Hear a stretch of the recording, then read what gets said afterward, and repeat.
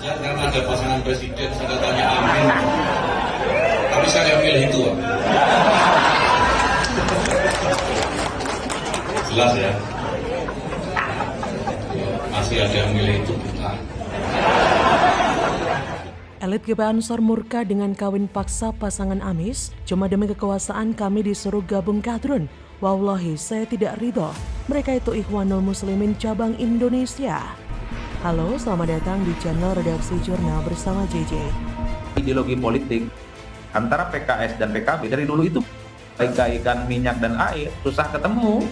Jadi mulai dari prinsip, mulai dari ideologi dan mazhab politiknya, PKS dan PKB itu tidak pernah bertemu. Bahkan sampai saat ini, basis PKS, basis konstituen PKB, satu sama yang lainnya saling berhadapan-hadapan, bahkan saling bermusuhan, tidak akur satu sama yang lain. Dengan pencalonan pasangan Bapak Anies Rashid Baswedan dan Bapak Abdul Muhaimin Iskandar sebagai bakal calon presiden dan bakal calon wakil presiden Republik Indonesia, PKS optimis dapat mengokohkan kemenangan yang didasari semangat ukhuwah Islamiyah, ukhuwah watoniyah kebangsaan, dan ukhuwah insaniyah.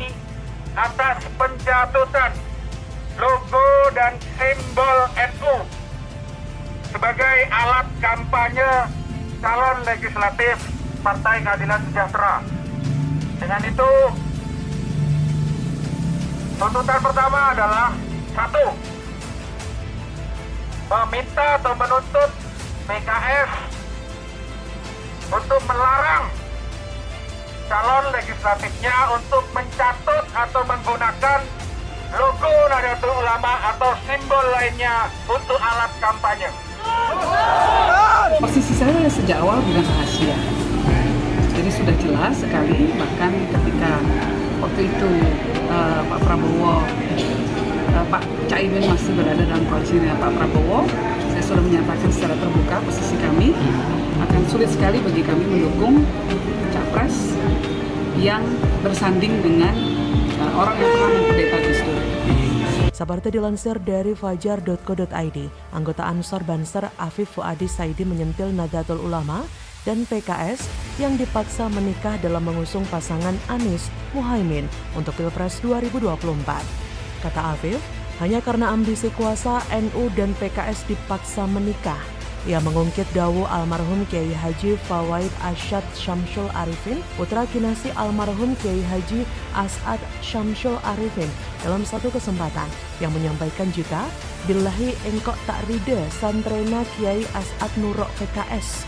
Wallahi saya tidak ridho ada santrinya Kiai As'ad yang ikut PKS. Satu lagi, dawuh Kiai Marzuki, jika ada pengurus NU Muslimat Ansor dan Banom lainnya ikut PKS dan PAN, maka batal bayatnya. Dikatakan juga banyak yang bertanya kenapa bisa sampai keduanya berdawuh seperti itu. Jawabannya jelas, ini semata-mata ideologi. Ia kemudian membandingkannya dengan PAN yang jelas lahir dari rahim Muhammadiyah yang berbeda dalam banyak hal furu'iyah dengan NU.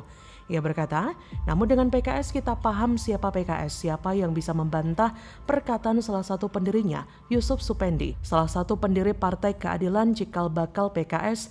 Beliau memastikan awal pendirian partai itu pada Juli 98 dibantu oleh banyak tokoh Ikhwanul Muslimin di Mesir dan Timur Tengah. Ditegaskannya PKS adalah Ikhwanul Musliminnya Indonesia. Ia berkata, itu bukan saya yang bicara loh, namun salah satu pendirinya bahkan. Siapa Ikhwanul Muslimin? Ya cari saja. Negara mana saja yang memasukkan IM sebagai kelompok pengacau. Secara ideologi PKS berkiblat pada Ikhwanul Muslimin. Dengan tarbiyahnya misalnya, kata Yai Fawaid, ideologi PKS itu mbahnya Wahabi. Ingat, PKS pada tahun 2013 bersikukuh menolak azas tunggal Pancasila di RUU Ormas. Ya karena IM semangatnya adalah Islam berkuasa. Tidak ada sekat-sekat nasionalisme, yang ada hanya ukhuwah Islamiyah. Makanya PKS cocok dengan HTI. Ia menyebut survei SMRC 2017, 34,3% simpatisan PKS setuju dengan perjuangan HTI. Pada 2018 PKS pun mendukung HTI ajukan banding putusan PT UN. Ia berkata, nah itu semua apa nggak bahaya? NU bukan atas dasar suka tidak suka pada PKS, tapi pada semangat ideologi kebangsaan memang sudah berbeda dengan apa yang diperjuangkan dengan NU selama ini bagi Indonesia, bahkan sejak sebelum merdekanya bangsa ini. Menurutnya, yang NU jaga adalah NKRI Pancasila, Bhinneka Tunggal Ika dan Islam di Indonesia. Ia berkata, Islam yang ramah menjadi payung teguh bagi saudara-saudara kita yang lain iman, lalu hendak bersatu karena hanya soal elektoral politik? Wah, belum lagi soal bagaimana nyinyiran kebencian PKS pada NU. Itu sudah tidak terhitung jumlahnya, sampai kadernya bikin hoax ke Kiai Said Akil saat menjabat sebagai Ketua Umum PBNU. Ya ada itu. Jika pemilu lalu PKS hanya SKSD dengan NU, malah sekarang ada yang menyeret NU untuk bersatu dengan PKS merebut kuasa. Demi ambisi kekuasaan seseorang sampai menggadaikan ideologi dengan bahu-membahu dengan PKS yang jelas-jelas berlawanan arah dengan ideologi NU, malah bermesraan dengan PKS. Yang menyebut bahwa bukan soal kekhawatiran kemenangan mereka, tapi mustahil dua ideologi berbeda bisa mendapatkan hasil elektoral yang maksimal jika tidak boleh dibilang mustahil. Namun lanjutnya, akrabnya dengan PKS ini membuka ruang bagi mereka untuk masuk pada basis-basis NU, pesantren-pesantren NU, menggerogoti ideologi warga NU. PKS dianggap tidak berbahaya, lalu menyusup, lalu merebut. Cukup sudah masjidnya saja yang mereka serobot. Ia berkata, gak bahaya tak? Terakhir, saya hanya teringat ucapan Daniel Johan yang saat itu pada 2018 menjabat sebagai Wasekjen Dewan Pengurus Pusat Partai Kebangkitan Bangsa. Ia berkata, kultur dan ideologi NU sangat berbeda dengan PKS, seperti minyak dan air, meski sama-sama benda cair tapi punya sifat yang berbeda, tandas dia. Di sisi lain, pengamat politik dari Universitas Paramadina, Ahmad Khairul Umam juga menilai relasi PKB dan PKS ibarat air dan minyak yang sulit bertemu. Ia berkata, dalam berbagai momentum politik, relasi PKB-PKS ini ibarat air dan minyak. Keduanya sulit bertemu dan para kadernya di lapangan pun atau di jagat maya juga sering berbenturan satu sama lain. Jadi bagaimana menurut Anda, apakah PKB dan PKS akan sejalan seirama ke depannya demi untuk meraih kekuasaan melalui tangan Anies dan Caimin? Akankah mereka solid? Ataukah masa masing-masing partai akan hengkang satu persatu? Bagaimana menurut Anda? Hadir pun Pak Bupati berkeberatan. Bupati keberatan, saya hadir, akhirnya saya daripada mengganggu acara itu, saya lihat panggungnya semua sudah siap. Daripada merusak acara, saya menyatakan pada Pak Saifullah Masyum, Kiai Saifullah Masyum, saya marah karena saya kehilangan harga tiket dari Jakarta ke Banjarmasin. Terekam kamera amarah Caimin diusir rakyat Kalimantan. Bupati Tanah Laut tolak kehadiran Caimin yang tak tahu malu nebeng acara pemerintah. Waduh, makin kelihatan watak aslinya nih. Halo, dengar suara JJ di channel Redaksi Jurnal. Kan tuan rumahnya saya, yang menggunakan kan saya tidak pernah mengundang video gitu loh. Karena ini acara pemerintahan kan, ya saya tidak ingin kemudian nanti digoreng jadi masalah-masalah politik ya. Jadi saya kemarin diundang oleh pimpinan pusat Jamiyatul Qurra wal Hufat yang disingkat JQH, yang diketuai umumnya oleh Al-Mukarram Kiai Haji Saifullah Masyum. Dan ini sudah dirancang lama, saya diminta sebagai Wakil Ketua DPR membuka MTQ tingkat internasional.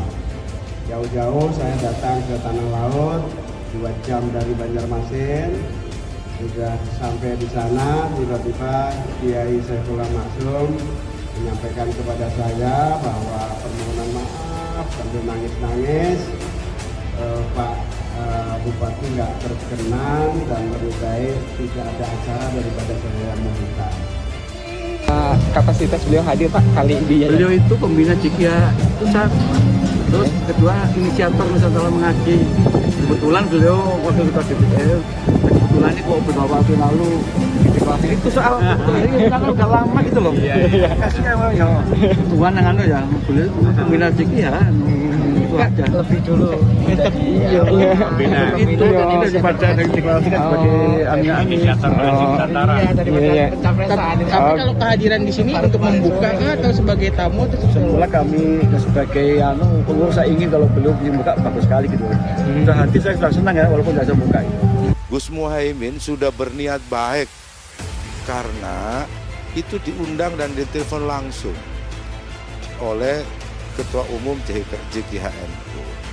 Oleh sebab itu sekali lagi janganlah bersikap tidak sopan. Sesama pejabat negara, saya tahu bupati punya otoritas di Tanah Bumbu. Tapi jangan memperlakukan ketua umum saya, wakil ketua DPR RI, dengan cara yang tidak terhormat. Seperti dilansir dari laman detik.com, Muhaimin Iskandar atau Caimin mengungkapkan amarahnya karena jauh-jauh datang ke Tanah Laut, Kalimantan Selatan, tapi batal membuka MTQ internasional. Bupati Tanah Laut Sukamta mengaku pihaknya tidak mengundang ketum PKB itu. Musyawarah Tilawatil Quran atau MTQ internasional digelar pada Selasa 5 September di Tanah Laut, Kalsel. Caimin mengaku diundang oleh Jamiatul Qurra wal Hufadz atau JQH untuk membuka acara itu dalam kapasitas sebagai wakil ketua DPR. Ia berkata, "Jadi saya kemarin diundang oleh pimpinan pusat Jamiatul Qurra wal Hufadz yang disingkat JQH yang ketua umumnya oleh Al-Mukarram Kiai Haji Saifullah Mas'um, dan ini sudah dirancang lama. Saya diminta sebagai wakil ketua DPR membuka MTQ tingkat internasional," kata Caimin di Nasdem Tower Rabu 6 September. Caimin mengaku telah jauh-jauh datang ke Tanah Laut, namun ketika tiba di lokasi, Caimin mendapatkan laporan bahwasanya Bupati Tanah Laut tidak berkenan Caimin membuka acara tersebut. Ia berkata, "Jauh-jauh saya datang ke Tanah Laut 2 jam dari Banjarmasin. Sudah sampai di sana tiba-tiba Kiai Haji Saifullah Mas'um menyampaikan kepada saya bahwa permohonan maaf sambil menangis-nangis. Pak Bupati nggak berkenan dan lebih baik tidak ada acara daripada saya yang membuka. Saya bilang ya sudah, kalau begitu acara silakan berlangsung. Saya akan menonton saja, hadir dan menonton, tidak usah membuka," kata Caimin. Setelah itu Caimin melakukan sholat. Usai sholat, ia diberitahu bahwa Bupati Tanah Laut juga keberatan jika Caimin hadir dalam acara itu. Caimin pun mengatakan kepada panitia bahwa dirinya marah sebab dia telah datang jauh-jauh dari Jakarta ke Tanah Laut dan meluangkan waktunya. Ia berkata, "Saya menyatakan Pak Kiai Saifullah Mas'um saya marah karena saya kehilangan harga tiket dari Jakarta ke Banjarmasin. Marahnya saya minta untuk diganti. Yang kedua marahnya saya capek sebetulnya untuk kesini. Kok ternyata sampai di sini sampean gak jelas mengundang saya. Kalau gitu gak usah undang saya." Terus bilang ke Pak Saifullah, "Pak Kiai jalan aja terus, tidak perlu ada saya gak apa-apa. Saya minta bukti bahwa saya pernah kesini. Tolong saya foto di backdropnya saja," kata Caimin. Caimin akhirnya memutuskan untuk pulang. Caimin menekankan tidak ada intimidasi yang ia terima pada acara itu. Ia sempat bertanya kepada panitia kenapa Bupati Tanah Laut menolak kehadirannya. Ia mendapatkan jawaban bahwa sebagian dana dari acara tersebut menggunakan APBD. Kata Caimin, "Tapi Bupati memang saya tanya Pak Saifullah kenapa Pak Bupati sangat menentukan acara ini. Ini kan acara pusat, pengurus pusat kantornya di PBNU. Jawabannya memang sebagian dana yang digunakan adalah anggaran dari APBD. Jadi wajar yang punya anggaran gak berkenan. Tahu gitu saya biayai sendiri," kata Caimin. Di sisi lain, Bupati Tanah Laut Sukamta buka suara mengenai batalnya Caimin membuka acara. Ia mengatakan Caimin tidak diundang oleh Pemda dalam acara itu. Sukamta juga membantah adanya dugaan intimidasi. Kata Sukamta, enggak ada dong intimidasi dari siapapun. Sukamta mengatakan dalam rapat tak ada pembicaraan Caimin akan hadir. Pihaknya sejak awal mengundang Wapres Ma'ruf Amin atau Menteri Agama Yakut Khalil Qaumas, namun berhalangan. Ia berkata, "Waktu berjalan rapat berkali-kali kita tidak ada kok pembicaraan soal Caimin. Saya nggak tahu apa-apa." Sukamta mengatakan acara tersebut digelar Pemkab Tanah Laut bersama dengan Jamiatul Qurra wal Hufadz atau JQH Nahdlatul Ulama. Namun ia mengaku tidak mengundang Caimin dalam kegiatan tersebut. Kata Sukamta, "Ini kan acara kami, pemerintah daerah. Memang kita ada JQH, ada ikut di tempat kita. Tapi kok tiba-tiba Pak Muhaimin ada di situ? Saya tidak mengundang siapa-siapa, saya tidak mengundang yang bersangkutan." Waduh, sudah betul tuh Pak Bupati, enak aja. Panitia yang sudah capek-capek menyiapkan acara jauh-jauh hari, giliran acara sudah siap, undang masa banyak, tiba-tiba ada politisi nggak tahu diri nebeng mau cari muka untuk ajang pilpres. Sudah betul itu ditolak. By the way, ini bukan atas perintah Om Wowo kan Pak? Kan Anda pas mau maju jadi cabub dulu diusung Gerindra sama PKS. Jangan-jangan Om Wowo mau balas dendam karena koalisinya ditinggal PKB secara mendadak. Saya mau coba tanya sama rumput yang bergoyang. Bagaimana menurut Anda?